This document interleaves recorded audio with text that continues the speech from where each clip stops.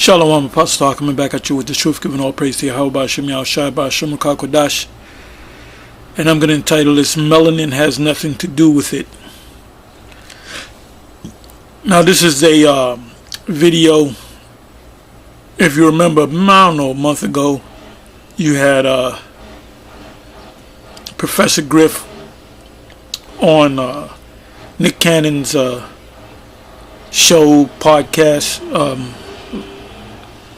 whatever you call it, which is a YouTube page, it was YouTube video. And this video here is from Vincent James. This is an Edomite, and the name of the video is Nick Cannon canceled for criticizing the wrong group. And the wrong group are so-called Edomites, which he says they're evil because of the lack of melanin in their skin. Melanin has nothing to do with it, okay? Because what you got to understand is, as a matter of fact, you know what? Let me just let you hear some of it. This is 5 minutes 8 seconds in of 11-minute 48-second video. So listen close. However they got the power, they have the lack of compassion. That melanin comes with compassion. Melanin comes with soul, that we call it soul. We soul brothers and sisters. That's the melanin that connects us. Right. So the people that don't have it are a little, and I'm gonna say this carefully, are a little less, and where the term actually comes from, because I'm bringing it all the way back around to Minister Farrakhan, to where they may not have the compassion or the when they were sent to the mountains of Caucasus, when they didn't have the power of the sun, that the sun then started to deteriorate them. So then they're acting out of fear, they're acting out of low self-esteem, they're acting out of a deficiency. So therefore the only way that they can act is evil. The only way they have to rob, steal, rape, kill, and fight or flight in order to survive. Exactly. So then these people who didn't have what we had, and when I say we, I speak of the melanated people. Right. They had to be savages. They had to be barbaric. Because they're in these Nordic mountains. They're in these rough, torrential environments. So they're acting as animals. Right. So they're the ones that are actually closer to animals. They're the ones that are actually the true savages. And then they built up such this I won't say warrior, but they built up such this. So that's basically what he said here. Okay, that's all. That's it. Anyway, yeah, these people, you know, you got Jake. They'll listen to these other Jakes. He's Islam, Kemetic people, going back to you know, where the original people, Kemetic people, all that's bullshit. He even mentioned Farrakhan, and Farrakhan is leading his people into destruction because he's calling on Allah. Now you might jump up, no, Farrakhan says that we're the Israelites. Yeah, but why is he praising Allah? You know? Anyway, it has nothing to do with melanin. So I'm going to go right into the scriptures. The first scripture should come to mind if you're watching this is Genesis 4. Cain didn't have a lack of melanin. He had plenty of melanin. He was dark skinned.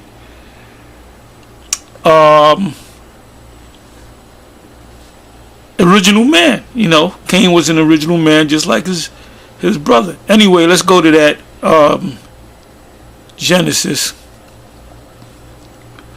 It has nothing to do with your melanin, man. You're going to have Israelites that look like Edomites, that are light as Edomites, have blonde hair, blue eyes, but they're not Edomites. See, the truth is that they're the Edomites.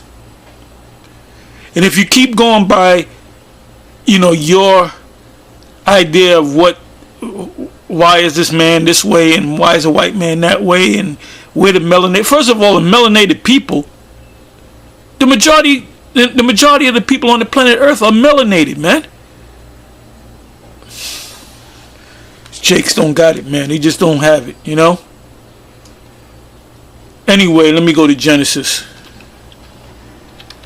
I'm going to try not to make this too long, but let's see what happens. Genesis.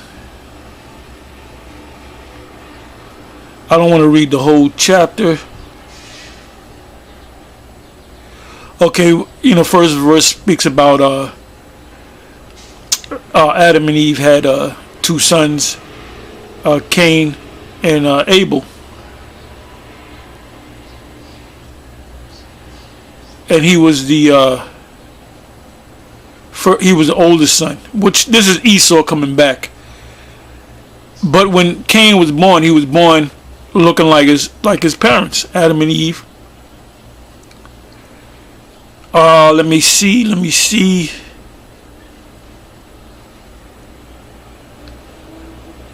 Okay, I'll start from the third verse. Genesis 4, verse 3. And in process of time, it came to pass that Cain, and by the way, the word Cain means like a dagger, a destroying weapon. Like somebody that would have a shank in the prison system, the Hebrew word would be Cain. So it says, third verse, Genesis 4, and in process of time, it came to pass that Cain brought of the fruit of the ground an offering unto let's see if it says Christ.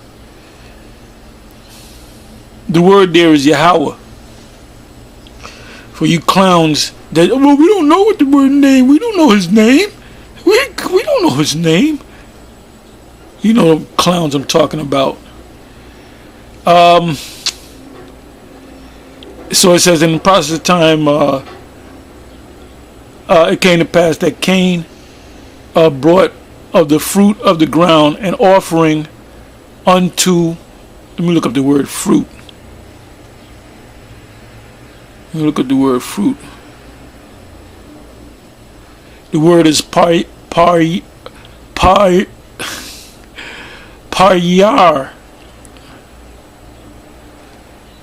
which is fruit, apples, bananas, grapes. Let's go back.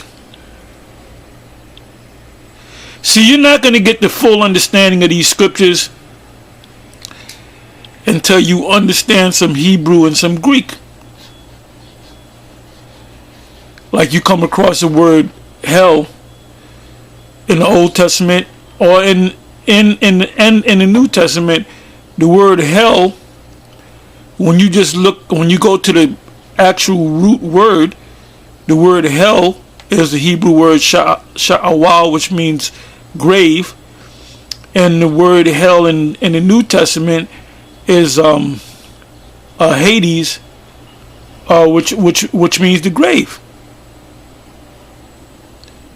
And Hades goes back to the myth of Zeus's brother Hades. He was a god of the underworld, and he can give you riches from the underworld, which is gold, silver, oil, and he can also, when you die, he takes you. So there's a whole thing about it that you go there. No, that's a myth. Hell is the grave. Okay, so now let's go to the fourth verse. And Abel means transitory. It says he also, let's see what the blue letter says.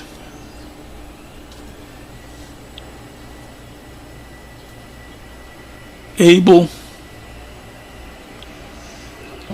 Habal,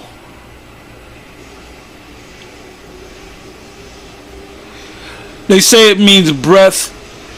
Yeah, you can say it means breath, but a breath is transitory. So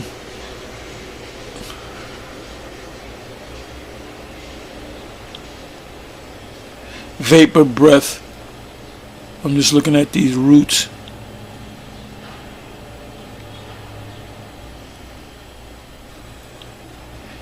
Let me come back.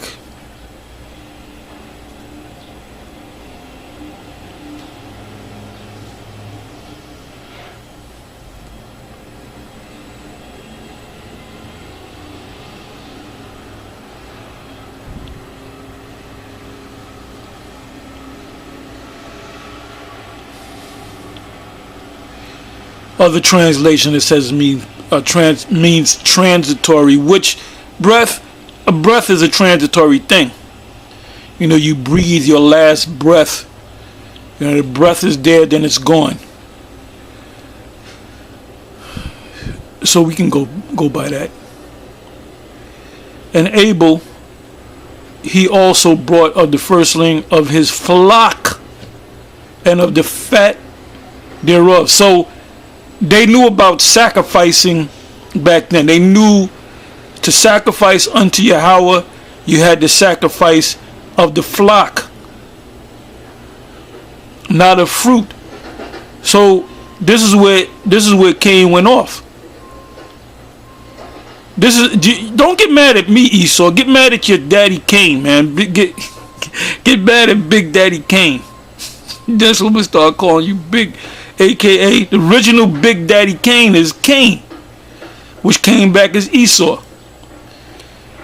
And Esau, you know, if Vocab Malone is listening, Esau is still in power. You're an Edomite until you prove otherwise. The people that rule this planet are Edomites. Okay, it says 4th verse. And Abel also brought of the firstling of the flock and of the fat thereof, and the Lord had respect unto Abel and of his offering, but unto Cain and to his offering he had no respect.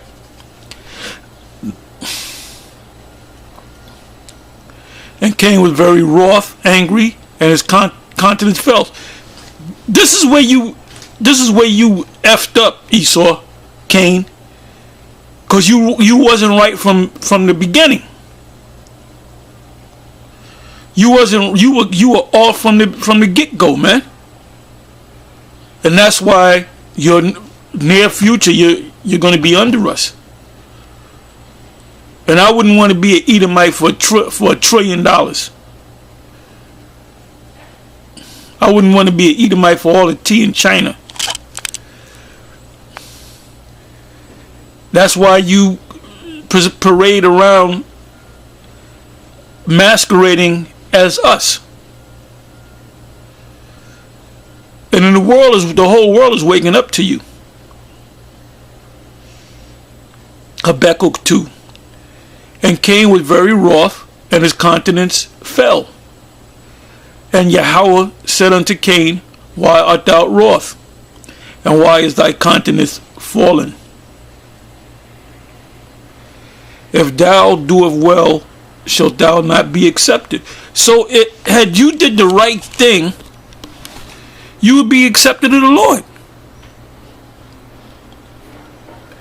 And if thou doest not well, sin lieth at the door, and unto thee shall be his desire. So who makes you sin? The spiritual demon Satan through temptation. And thou shalt rule over him. So who rules over Cain, and who rules over Esau and the Edomites? The spiritual demon Satan. And Cain talked with Abel and his brother, and it came to pass when they were in the field that Cain rose up against Abel his brother and slew him. Now when you go back to you go forward to Esau said after his father Isaac goes to the spiritual realm, I'm going to kill Jacob. That's the connection right there with Cain and Esau.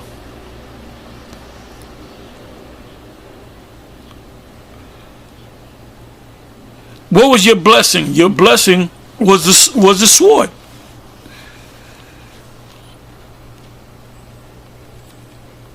why are you on top? Because of the sword. And Cain talked and Abel his brother, and it came to pass when they were in the field that Cain rose up against Abel his brother and slew him. And Yahweh said unto Cain, where is Abel thy brother? And he said, I know not. Then he lied, he killed him. First of all, this red nigger, that's what I'm going to start calling you, a red nigger. This red nigger,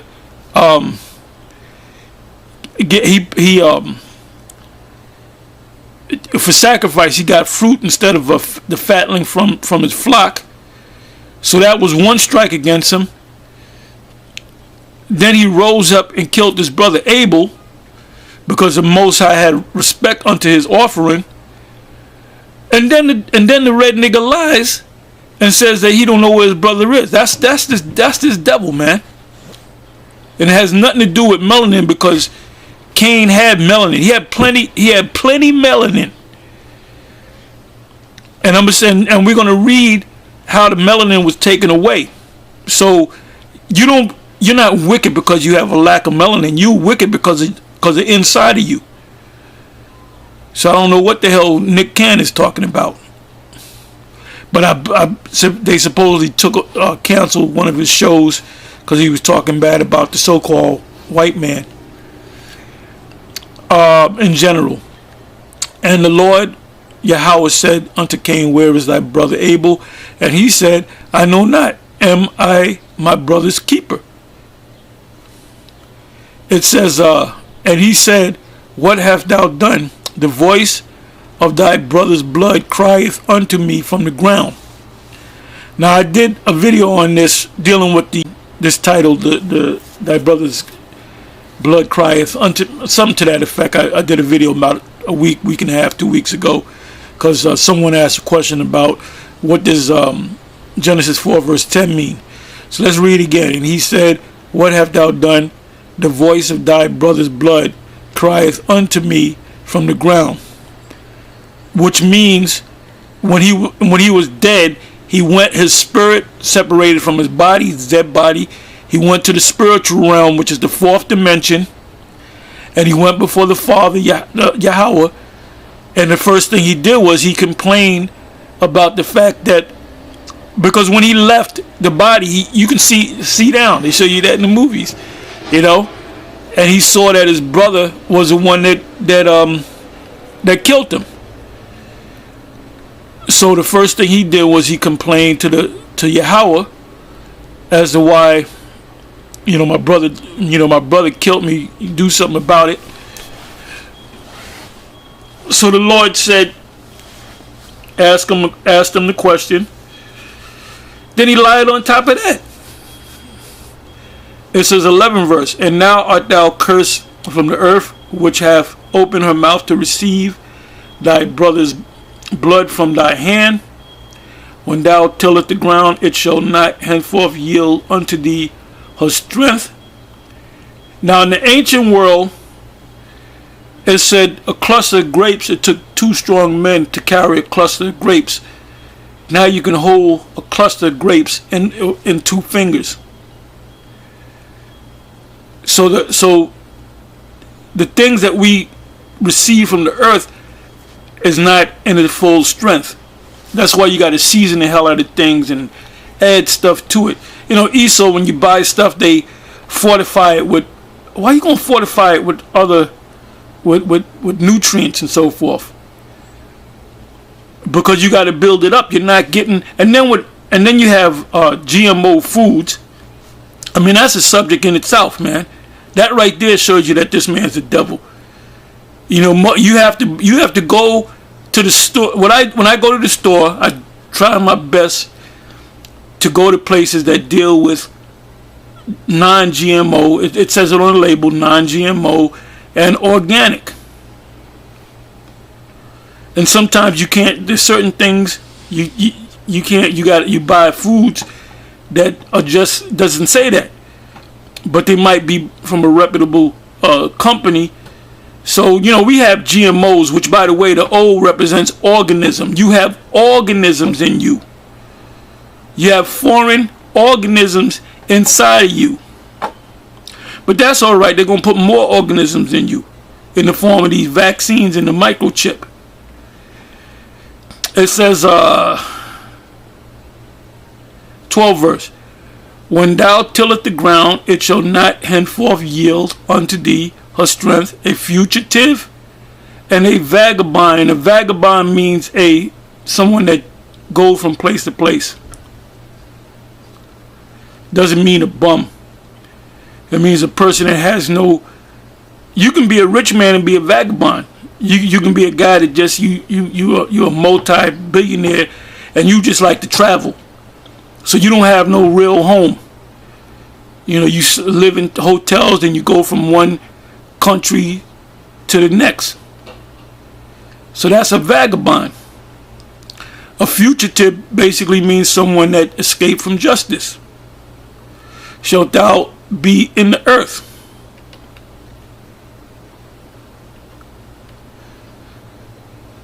But now you're being found out. And Cain said unto the Lord, my punishment is greater than I can bear. Behold, thou hast driven me out this day from the face of the earth, and from thy face shall I be hid, and I shall be a fugitive and a vagabond in the earth. And it shall come to pass that everyone that findeth me shall slay me, because you're a fugitive. Oh, there goes that devil. Get him.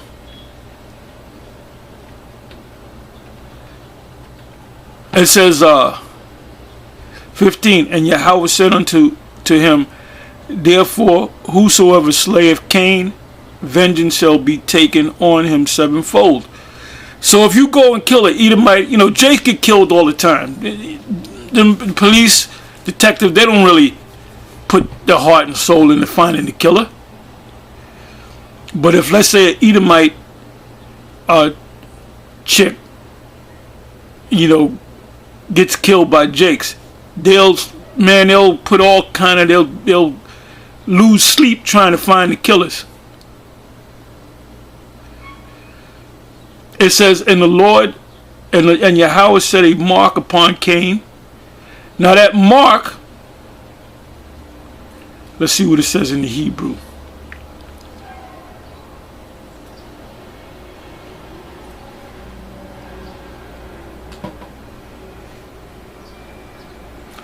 Awath, sign, token, ensign, miracles, mark.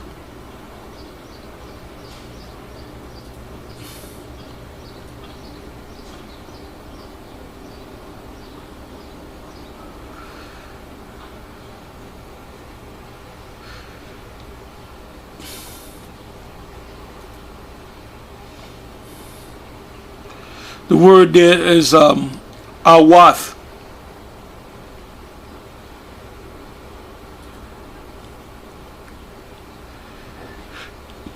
So now, what that means, that mark is actually the Most High took his pigment, because there was no X on his forehead, because he can put a turban on, he can put a hat on, he can wear something over his head covering the mark. So that mark was leprosy, the same leprosy that the Most High gave to Israel, and they had to purify themselves. So you had clean leopards and you had unclean lepers. Like Esau today, that the average Edomite are clean leopards, meaning they can shake your hand, they can cook something for you, they can touch something, you can touch it, you won't get contaminated. They're not unclean. So that was that mark. It says 15 verse again, and Yahweh said unto him, therefore whosoever slayeth Cain. Now it says in I believe it's Psalm 73, they don't die like other people die. This matter of fact, let me get it. Instead of talking about it, let me go ahead and get it.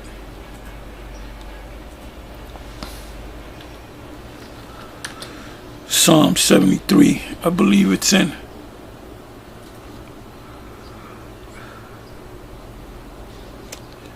And I'll start from the top. Psalm 73 verse 1. A psalm of Asaph. Truly the Most High is good to Israel, even to such as are of a clean heart.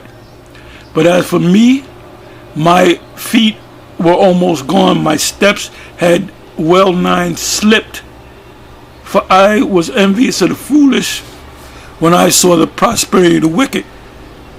The prosperity of the wicked is a so-called white man doing well. For there are no bands in his death. Now they do die, but they don't die like we die. But their strength is firm. And that's in the bigger picture, that's talking about there's no signs of Esau going down. Well, now the signs are being shown that Esau is going down. They are not in trouble they are not in trouble as other men, neither are they plagued like other men. And he's talking about Esau. Therefore pride compasseth them about as a chain, violence covereth them as a garment. Everything that they do, they cover themselves with pride. And everything they do, every blessing that they got in one way or another, they had to kill a bunch of people. That hence Isaac giving them the sword. So what do you do with a sword? You use it as a instrument to kill people or threaten people. Their eyes, 7th verse, their eyes stand out with fatness. They have more than heart could wish. Like you got you got Edomites that are worth 150, 200 billion dollars. Then you got the Rothschilds and the Rockefellers, which are worth trillions. So it says 7th verse again, their eyes stand out with fatness. They have more than heart could wish. They are corrupt and speak wickedly concerning oppression. They speak loftily. They set their mouth against the heavens. They blaspheme the Most High. They have no respect for the Most High. At one point, Esau had a Sabbath, which was on a Sunday, so they went off on that, which goes back to worshiping the sun god, Ra, Sunday worship. But now they don't have any Sabbath. The stores are open. At one time, liquor stores were closed on a Sunday. Now liquor stores, you can get liquor on a Sunday. So they don't believe in their made up God. Their made up white Jesus. It said they set their mouth against the heavens, and their tongue walketh through the earth. And then they got people confused, telling people that the Lord's name is Jesus the Christ, and he's a so-called white man. The angels are white. The prophets are white. The Israelites are white. They took the land, so they have a lot to pay for. These devils have a lot to pay for. Therefore his people return hither, and water of a full cup are wrung out to them.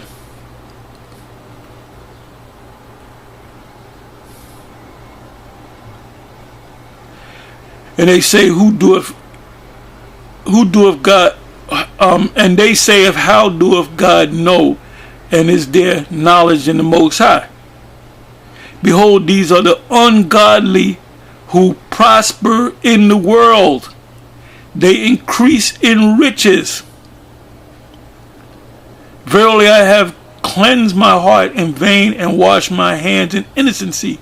For all the day long have I been plagued and chastened every morning. And we are plagued and chastened.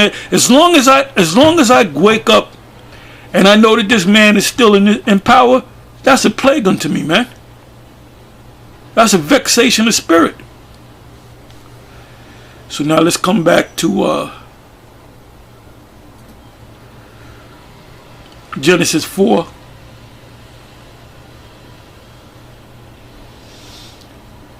It says 16 verse, and Cain went out from the presence of Yahweh and he went to another part of the earth and dwelt in the land of Nod on the east of Eden. Now let's look up the word Nod.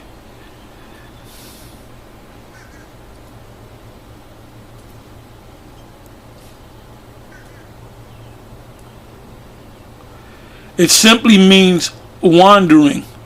So he left from the presence of the garden eastward in that area, which was the Middle East. It says land to which Cain fled or wandered after the murder of Abel. So Nod is more of a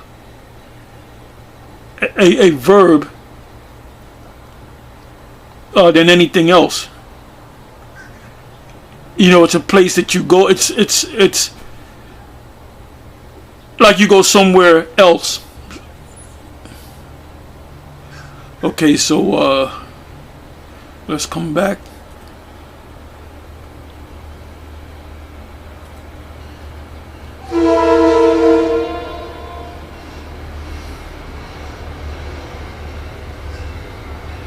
It said, and Cain knew his wife, and she conceived. And oh, by the way, this shows you right here that Adam and Eve wasn't the first two people.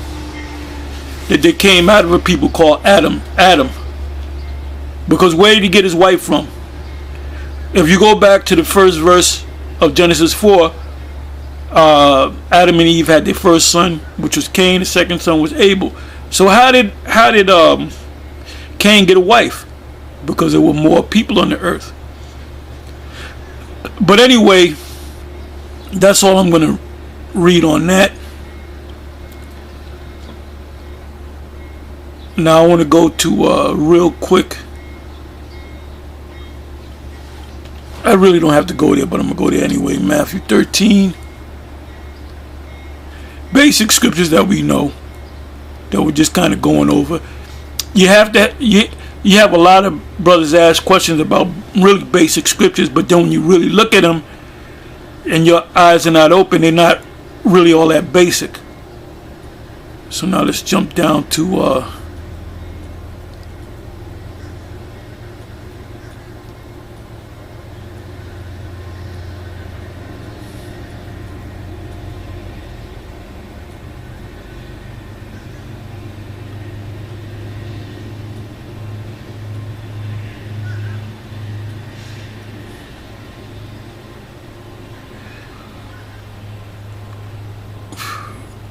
okay, let's start from the 24th verse. Matthew 13, verse 24.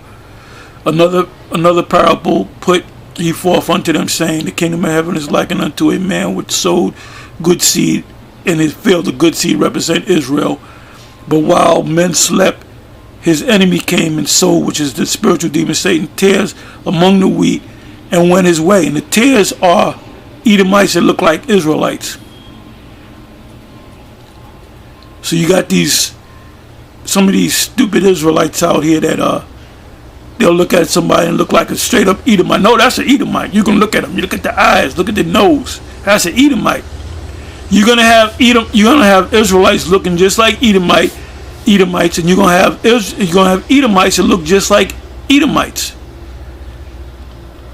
So if you got a guy that he's dark skinned, woolly haired, got the features of a so-called Negro, but he tells you that his father's father, they're all white people, you're going to say, but you're an Israelite. I can look at you. You look like an Israelite. Just because you look like an Israelite doesn't make you an Israelite.